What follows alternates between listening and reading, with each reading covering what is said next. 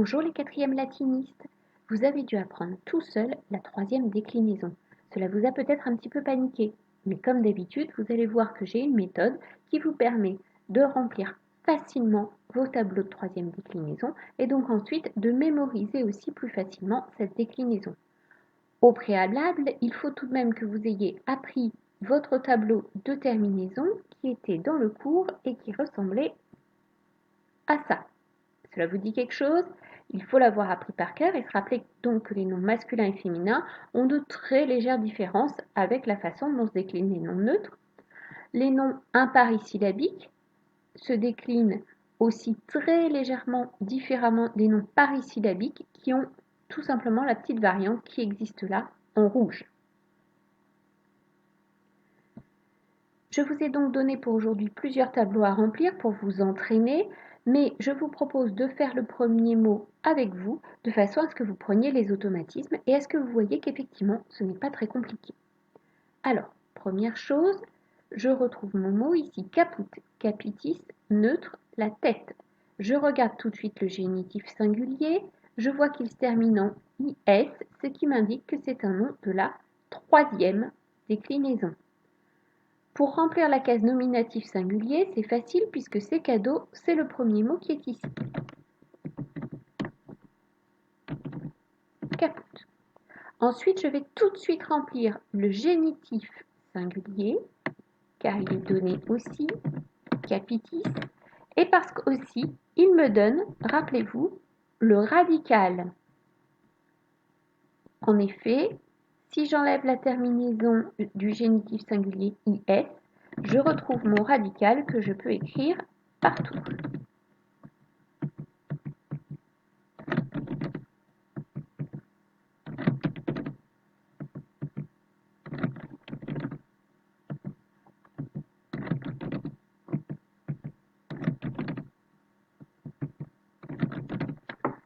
Alors je peux aussi être tentée de l'écrire ici, bien entendu, mais avant, je regarde le genre de mon nom.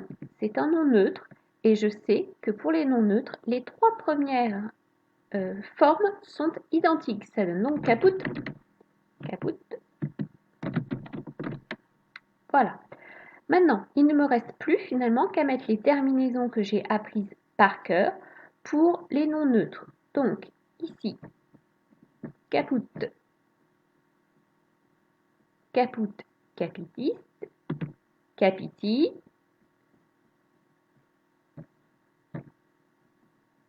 capité.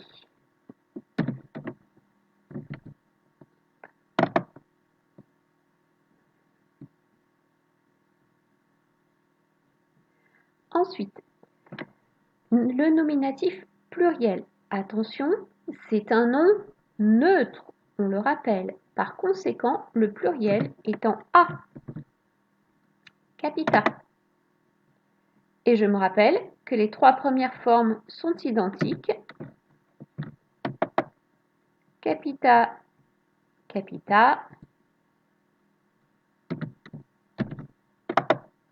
capita, car il s'agit d'un nom imparisyllabique. Attention, on reprend ça. Caput, 2 syllabes, capitis, 3 syllabes. Si le nom est imparisyllabique et neutre, le pluriel est en A. Si le nom est parisyllabique, le pluriel est en IA. Ensuite, plus de différence avec les autres noms. Le génitif pluriel est en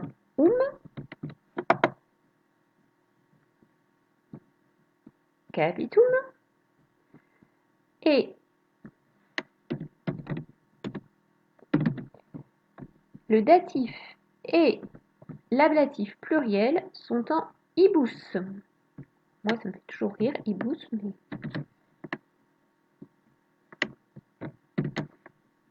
Je répète donc, caput, caput, caput, capitis, capiti, capité. Pluriel, capita, capita, capita, capitum, capitibus, capitibus. Je rappelle dans quel ordre vous devez faire les choses. Première chose, vous regardez le nom pour vous assurer de la déclinaison grâce au génitif singulier. Deuxième chose, vous pouvez remplir tout de suite le nominatif singulier et le génitif singulier qui sont donnés. Ensuite, à partir du génitif singulier, vous récupérez le radical du nom en lui enlevant IS. Radical qui va se retrouver pour toute la déclinaison. Ici, capite. Ensuite, vous pouvez repérer s'il s'agit d'un nom neutre, féminin ou masculin, car cela changera les choses. Pour les noms neutres, le nominatif, vocatif et accusatif sont identiques, au singulier d'une part, au pluriel d'autre part. Ensuite, si c'est un nom de la troisième déclinaison, vous repérez si il est parisyllabique ou, comme ici, imparisyllabique, ce qui vous donnera les petites variantes de terminaison. Par exemple, ici, si ça avait été un parisyllabique, on aurait eu un pluriel IA et un génitif pluriel en IUM.